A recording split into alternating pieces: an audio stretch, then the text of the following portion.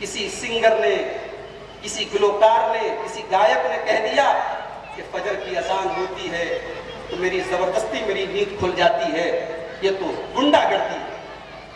हमने क्या किया, हमारे पास व्हाट्सएप के ऊपर मैसेज आ रहे हैं, कुत्ते की तस्वीर बना के सर की जगह उस गायक का सर लगा के मैसेज भेजा जा रहा है कि इस कुत्ते की तस्वीर को शेयर करें। ये है हमारे इस्लाम का तकाजा। अरे वो तो अल्लाह को नहीं मानता है जिसने ये बात कही है, वो तो अल्लाह, वो क्या जाने अल्लाहु अकबर का मतलब, वो क्या जाने हय्या अलस सलाह का मतलब, वो क्या जाने अस्सलातु खैरुम मिनन नौम का मतलब। मगर मैं आपसे सवाल करना चाहता हूं, फजर की अजान होती है, हर मोहल्ले में 3-3, 4-4 मस्जिदें, मुअज्जिन बेचारा खूबसूरत आवाज में माइक पे चिल्ला रहा है, अस्सलातु खैरुम मिनन नौम, नमाज नींद से बेहतर है। अल्लाह के बंदो तुम नींद छोड़ दो, बिस्तर छोड़ दो, नमाज के लिए चले आओ, तुम्हारा रब तुम्हें नमाज की तरफ बुला रहा है। मुझे बताओ आज कितने मुसलमान नमाज की पाबंदी फजर में कर रहे हैं? ये बेचारे 60-70 साल वाले, ये चंद जो बुजुर्ग हजरात हैं, ये फजर में जाना छोड़ दें तो कितनी मस्जिदों में ताले लग जाए। जवान से कहो कि नमाज पढ़ो तो कहता है कि अरे मौलवी साहब अभी थोड़ा घूम फिर लेने दीजिए, मजा कर लेने दीजिए, नमाज का टाइम आ गया तो नमाज की पाबंदी भी कर।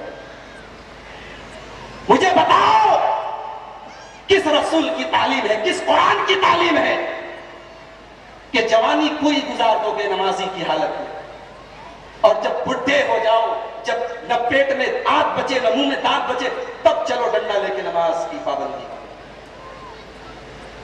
नमाज तो वो चीज है कि जनाब मोहम्मद रसूलुल्लाह सल्लल्लाहु अलैहि वसल्लम इस्लामी समाज और मुआशरे की ऐसी तरबियत करने की तालीम देते हैं कि बच्चा बच्चा नमाजी बने। फरमाया मुरू औलादकुम बिस्सलाती व हुम अबनाउ सबी सिनीन, तुम्हारे बच्चे जब 7 साल के हो जाएं, तुम्हारे बच्चे जब 7 इयर्स के 7 साल के हो जाएं तो तुम उन्हें नमाज पढ़ने का हुक्म दो। वज़रिबूहुम अलैहा व हुम अबनाउ अश्र, और जब तुम्हारे बच्चे 10 साल के हो जाएं और नमाज न पढ़े तो उनकी पिटाई करो। हमारे उलमाए किराम बैठे, 10 साल का बच्चा नाबालिग होता है, 10 साल का बच्चा आमतौर से नाबालिग होता है, और नाबालिग के ऊपर शरीयत अभी फर्ज नहीं हुई। अल्लाह के नबी कह रहे बच्चा 10 साल का हो जाए नमाज ना पढ़े तो पिटाई करो। बात समझ में नहीं है कि जब अभी वो बच्चा नाबालिग है, अभी नमाज उसके ऊपर फर्ज नहीं है, तो अल्लाह के नबी नमाज न पढ़ने पर पिटाई करने का हुक्म क्यों दे?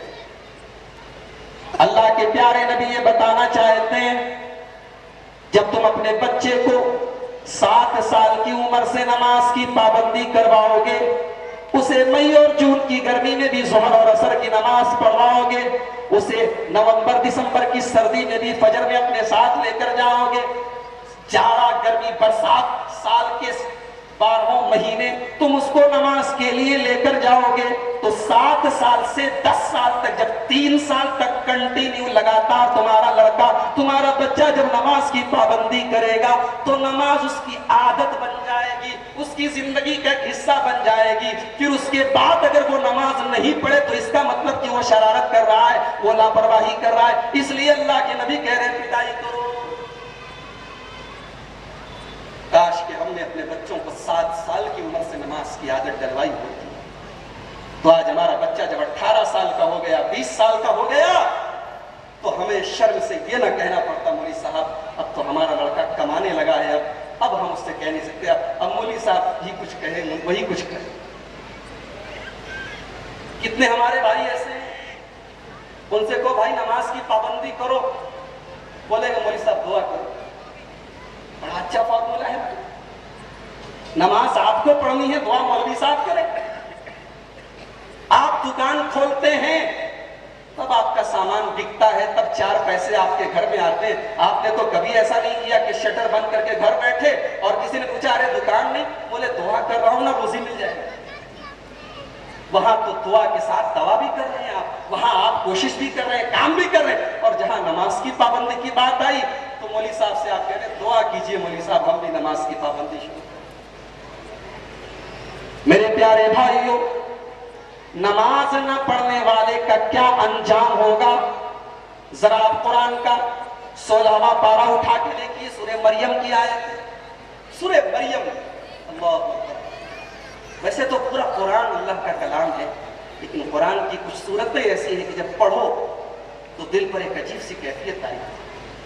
कभी आपको मौका मिले किसी अच्छे कारी की आवाज में अपने मोबाइल के ऊपर या टेप रिकॉर्डर के ऊपर सूरह मरियम की तरह ऐसा लगता है, दिल पर ऐसा गुदास तारी होता है, दिल पर ऐसी कैफियत तारी होती है कि उसको लफ्जों में बयान नहीं किया। हजरत ईसा अलैहिस्सलाम की पैदाइश का वाकया, हजरत जकरिया के बुढ़ापे का वाकया, हजरत यहया की पैदाइश का वाकया, हजरत इब्राहिम अलैहिस्सलाम का अपने बूढ़े बाप को समझाने का अंदाज, पूरी सूरह मरियम पढ़ते चले जाइए। अजीब व गरीब सूरत है ये, एक बार गौर से इसको समझ के पढ़िए। मेरे सूरह मरियम के अंदर अल्लाह तबारक व तआला ने अपने बहुत सारे नबियों का जिक्र करने के बाद फरमाया, वखलफ मिन बादिहिम खल्फुन अज़ाउस सलाता वत्तबउश शहवाति फसौफ यल्क़ौना गय्या। मेरे रसूलों के बाद, मेरे नबियों के बाद दुनिया में कुछ नालायक लोग आए। अल्लाहु अकबर। अल्लाह हमें उन नालायकों में से न बनाए। क्या फरमाया कि ये मेरे पैगंबर थे, मेरे रसूल थे, मेरे नबी थे, इनके जाने के बाद दुनिया में कुछ नालायक लोग आए। क्या पहचान थी उन नालायक लोगों की? उन नालायक लोगों की पहली पहचान अज़ाउस सलाता, उन्होंने नमाज को बर्बाद किया, नमाज को ज़ाय किया, नमाज के टाइम टीवी देखते रहे, नमाज के टाइम मोबाइल में लगे रहे, नमाज के टाइम खेलते कूदते रहे, नमाज के टाइम मौज मस्ती करते रहे। उन नालायक लोगों की, रसूलों और नबियों के बाद दुनिया में जो नालायक लोग आए, उन नालायक लोगों की पहली सिफत कुरान कह रहा है, उन्होंने नमाज को बर्बाद किया।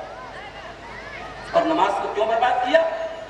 तबउश शहवात, अपनी ख्वाहिशात के पीछे चले।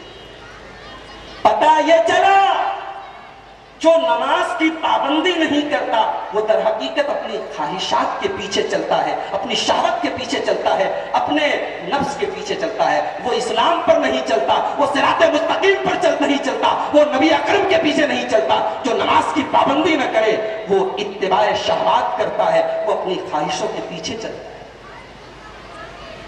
और आगे क्या फरमाया? फसौफ यल्क़ौना गय्या। जो लोग नमाज को बर्बाद करें, जो नमाज की पाबंदी न करे, जो ख्वाहिशात के पीछे चले, ऐसे लोग जहन्नम की एक इंतहाई खतरनाक वादी जिसका नाम गई है, ऐसे लोग गई के अंदर जाएंगे, जहन्नम के अंदर।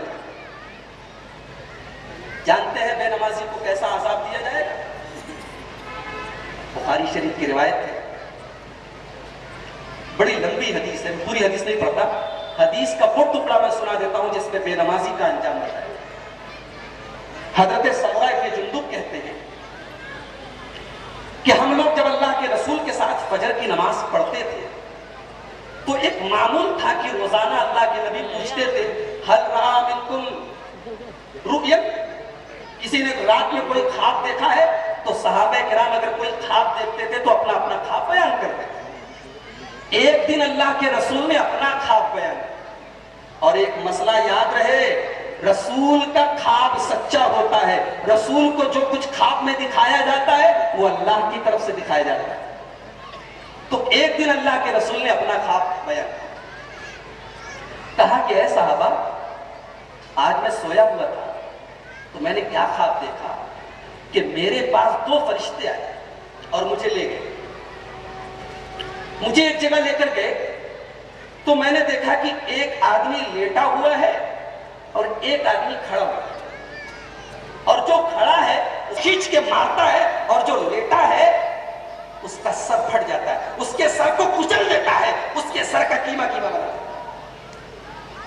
उसके बाद वो पत्थर लुढ़क के आगे चला जाता है, वो पत्थर लेके वापस आता है, इधर इसका सर फिर पहले के जैसा होता है, फिर वो पत्थर उठा के फिर मारता है। ये बार बार उसको यही तकलीफ दे रहा है।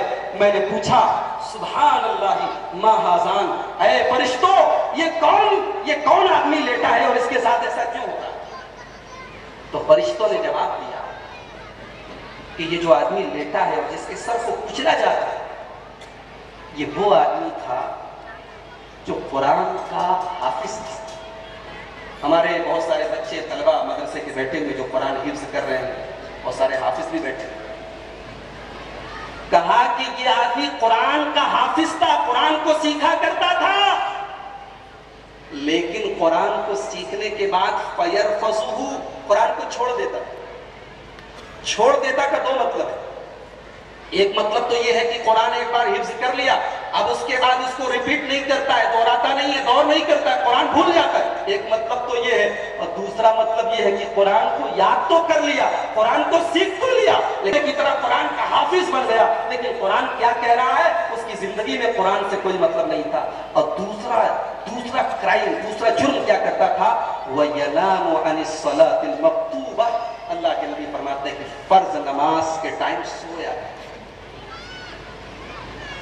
फर्ज नमाज के टाइम सोया। हमारी हिफाजत फरमाए। लेकिन मेरे प्यारे भाइयों, आज मुसलमानों की बड़ी तादाद ऐसी है जो नमाज के टाइम सोई रहती है। हम दूसरों को क्या सबक देंगे कि अजान क्या है? आज हम सोनू निगम से क्या कहने जाएंगे कि भाई तुम इसको मजहबी गुंडागर्दी कहते हो, किसी का मकान रेलवे स्टेशन के करीब है, ट्रेनें गुजर रही है, अब वो कहे कि नहीं साहब मैं ट्रेन पे सफर नहीं कर रहा हूं, मेरी नींद में खलल पड़ रहा है, या लिहाजा ट्रेन को बंद कर दिया जाए। किसी का मकान एयरपोर्ट के करीब है, वो कहे नहीं साहब एयरपोर्ट की और फ्लाइट की आवाज से मेरी नींद में खलल पड़ रहा है, लिहाजा फ्लाइट और हवाई जहाज बंद कर दी जाए।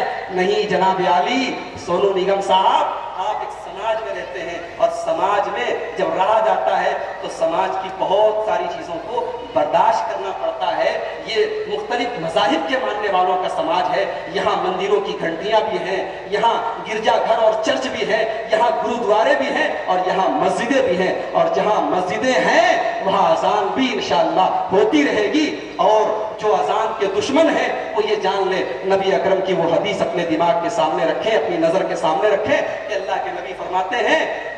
अच्छा, अजीब बात यह है कि सोनू निगम साहब जिस मकान में, जिस फ्लैट में रहते हैं, उनके बाजू में रहने वाली एक खातून का बयान आज भी मैंने मोबाइल पर पढ़ा।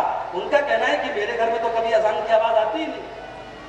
पता यह चला कि आजकल मीडिया में शोहरत पाने का एक तरीका यह भी चला है कि मुसलमानों के किसी मजहबी जज्बात को ठेस पहुंचा, इस्लाम को कुछ बुरा भला बोल दो, नबी अकरम सल्लल्लाहु अलैहि वसल्लम के बारे में कुछ गलत कमेंट कर दो, तो ये भी शोहरत पाने का और पब्लिसिटी हासिल करने का एक बड़ा अच्छा तरीका बन गया है कि जिसको कोई ना पूछे वो इस्लाम को गाली देने लगे, अब उसको हर तरफ से कमेंट मिलने लगेंगे और शोहरत मिलने लगेगी।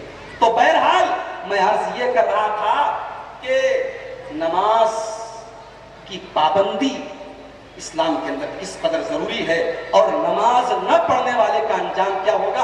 आपने हदीस पाक सुनी, अल्लाह के नबी कहते हैं कि जो नमाज के टाइम सोया रहता है उसका सर कुचल दिया जाए। कुरान मजीद का 29वां पारा उठाइए, जन्नती और जहन्नमी लोगों के बीच में बातचीत हो रही है। जन्नती लोग जहन्नमी लोगों से सवाल कर रहे हैं, मा सलककुम फी सकर, ऐ जहन्नमियों तुम हमारे मोहल्ले में, हमारे गांव में रहा करते थे, हमारे साथ उठा बैठा करते थे, हम भी मुसलमान तुम भी मुसलमान, क्या बात है कि हम जन्नत में आए तुम जहन्नम में चले गए? कौन सा कारनामा था तुम्हारा, कौन सा करतूत था, कौन सा बुरा अमल करते थे कि तुम जहन्नम में चले गए? क्या जवाब देंगे जहन्नमी? कुरान करीम बयान करता है, क़ालू लम नकु मिनल मुसल्लीन, जहन्नमी जवाब देंगे हम नमाज नहीं पढ़ते थे, नमाज के टाइम खेल कूद में लगे रहते थे, नमाज के टाइम मौज मस्ती में लगे रहते थे, हम नमाज नहीं पढ़ते थे। वलम नकु नुतिमुल मिस्कीन, हम गरीबों को खाना नहीं खिलाया करते थे। वकुन्ना नखूज़ु मअल खाइज़ीन, हम मौज मस्ती करने वालों के साथ मौज मस्ती किया करते। ये है नमाज जिसको अल्लाह के नबी मोहम्मद रसूलुल्लाह सल्लल्लाहु अलैहि वसल्लम ने अपनी आंखों की ठंडक करा दिया। एक हम है कि हमें नमाज का टाइम नहीं, एक हमारे नबी हैं कि जब दिल बेचैन होता था, जब टेंशन होती थी, जब दिमाग पर प्रेशर होता था, तो कहते थे बिलाल अक़िमिस्सलात व अरिहना, अक़िमिस्सलात व अरिहना बिस्सलात या बिलाल। बिलाल, नमाज का टाइम नहीं हुआ क्या? जल्दी से नमाज के लिए अजान दो, नमाज के लिए इकामत करो। बिलाल, मोहम्मद रसूलुल्लाह के कलेजे को ठंडक पहुंचाओ, मुझे राहत पहुंचाओ, नमाज के जरिए मुझे सुकून। एक उस नबी के हम मानने वाले कि हमारी जिंदगी में नमाज के लिए कोई जगह नहीं। मुसलमान का घर है, सुबह सवेरे टीवी खोलकर समाचार देखा जा रहा है और रात को हाथ में रिमोट लेके सीरियल देखा जा रहा है। मुसलमान के घर में नमाज पढ़ने वाली न माँ है, न बच्चा है, न बच्ची है, न बाप है। मेरे प्यारे भाइयों, जिस घर में अल्लाह का नाम न लिया जाए, जिस घर में कोई नमाज न पढ़ने वाला हो, जिस घर में अल्लाह का